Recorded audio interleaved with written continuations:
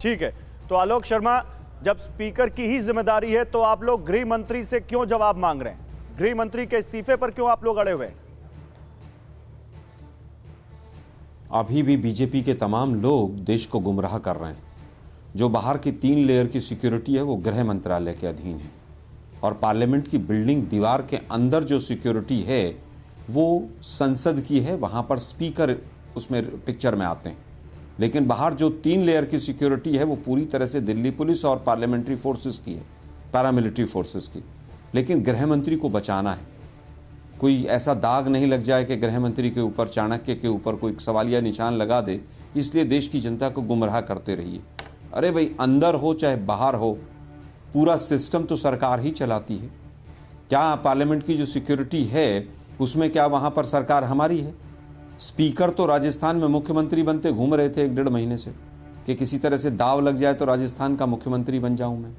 Chairman साहब पिछले 1 साल के अंदर राजस्थान में, धनखड़ साहब कम से कम 10 बार गए हैं राजस्थान में। अपरोक्ष रूप से वो चुनाव को प्रभावित करने के लिए और उस काम पर लगे हुए थे। मुझे लगता है कि इनको केवल चुनाव से मतलब है। दोनों लोग वहां पर हेड हैं और दोनों की जिम्मेवारी है, लेकिन गृह मंत्री की सबसे ज्यादा बड़ी जिम्मेवारी है। और उससे भी ज्यादा असंवेदनशील व्यवहार यह है कि आप मीडिया को तो आकर अपनी तमाम बातें बता सकते हैं, लेकिन संसद में जाकर आप बयान नहीं दे सकते हैं। स्पीकर और गृह मंत्री दोनों को तुरंत प्रभाव से रेजिग्नेशन देना चाहिए।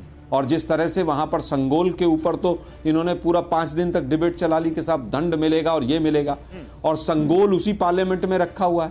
और दंड किसको मिला? जो सवाल उठा रहे हैं 15 सांसद, उनमें से एक तो चेन्नई में था, उसको भी सस्पेंड कर दिया। और जिस सांसद के नाम पर पास बने वो फ्री घूम रहा है। संसद की सुरक्षा के पूर्व निदेशक भी हमारे साथ हैं, लेकिन आपकी बात पर प्रेम शुक्ला कुछ रिएक्ट करना चाहते हैं। प्रेम शुक्ला, जल्दी से, फिर मैं जाऊंगा पीके मिश्रा जी के पास। गौरव जी, अत्यंत आपत्तिजनक बात आपके चैनल पर की गई है लोकसभा अध्यक्ष के संदर्भ में और राज्यसभा के आदरणीय चेयरमैन के संदर्भ में। कांग्रेस के प्रवक्ता ने अत्यंत आपत्तिजनक बात की। चूंकि कांग्रेस के जो विधानसभा के राजस्थान के अध्यक्ष थे सीपी जोशी, उनको इन्होंने घोषणा पत्र समिति का अध्यक्ष बना रखा था। कांग्रेस ने हमेशा संवैधानिक पदों की अवमानना करने का दुष्कर्म सतत किया है, इसलिए इन्होंने जो बयान दिया अत्यंत आपत्तिजनक, इनको माफी मांगनी चाहिए। इस बयान के लिए आलोक शर्मा को और कांग्रेस पार्टी को लगातार संवैधानिक पदों पर बैठे व्यक्तियों की अवमानना के लिए माफी मांगनी चाहिए। आपको कौन सा बयान उनका आपत्तिजनक लगा, बता दीजिए ताकि वो उनको बता दीजिए। मैं छोटा सा उत्तर दे दूं। उन्होंने कहा कि लोकसभा अध्यक्ष जो है चुनाव में मुख्यमंत्री बनने के लिए टहल रहे थे। हाँ। वो प्रचार कर रहे थे और मुख्यमंत्री बनने के लिए चले थे, और चेयरमैन जो है उपराष्ट्रपति, वो राजस्थान के चुनाव को प्रभावित करना चाह रहे थे। ये दोनों बयान इनके आपत्तिजनक हैं, गलत हैं, भ्रामक हैं, और उनका दोनों पदों पर, संवैधानिक पदों पर बैठे व्यक्तियों का अपमान करने के इरादे से किया गया है और टीवी 9 भारतवर्ष के चैनल का दुरुपयोग है ये। ठीक है, देखिए, संसद की सुरक्षा से तो वैसे इसका कोई लेना देना नहीं है, लेकिन प्रेम जी आप कह रहे हैं तो आलोक जी जवाब दीजिए अब इनको आप। देखिए, इसका संसद की सुरक्षा से लेना देना है। संसद की नई बिल्डिंग बनी थी, इन दोनों की जिम्मेवारी है मीटिंग्स लें और सिक्योरिटी का पूरा जायजा लें। और जो बात मैं कह रहा हूं, राजस्थान के तमाम अखबार कह रहे हैं, तमाम मीडिया के साथी कह रहे हैं कौन कौन दौड़ में है, और तमाम मीडिया के चैनल्स ने फोटो लगा के ओम बिरला जी का दिखाया है कि ये भी दौड़ में है। और कोटा के अंदर कितनी मीटिंग्स उन्होंने चुनाव में ली हैं उसकी लिस्ट भी है हमारे पास। धनखड़ जी के लिए ऑफिशियली अशोक गहलोत जी जो पूर्व मुख्यमंत्री हैं, उन्होंने ऑफिशियली ऑब्जेक्शन किया था। मैंने जो बोला फैक्चुअली सही बोला, और इसका सिक्योरिटी से लेना देना है, क्योंकि दोनों ही लोगों ने कोई जिम्मेवारी बनती है कि आप सिक्योरिटी का जायजा लें, कौन एजेंसीज हैं, क्या कर रहे हैं, उसकी पूरी तरह से। अरे भाई, तमाम अखबारों में छपा पड़ा, उनके खिलाफ केस कर दो ना। नहीं तो फिर आलोक जी, तमाम जब आप सोशल मीडिया और मीडिया का हवाला दे रहे हैं, तो सोशल मीडिया और मीडिया में तो यह भी कहा जा रहा है कि संसद स्मोक कांड की एक आरोपी कांग्रेस के लिए हरियाणा में वोट मांग रही थी, और उसमें से एक आरोपी टीएमसी के साथ बताया जा रहा है। तो फिर उस पर आप क्या कहेंगे?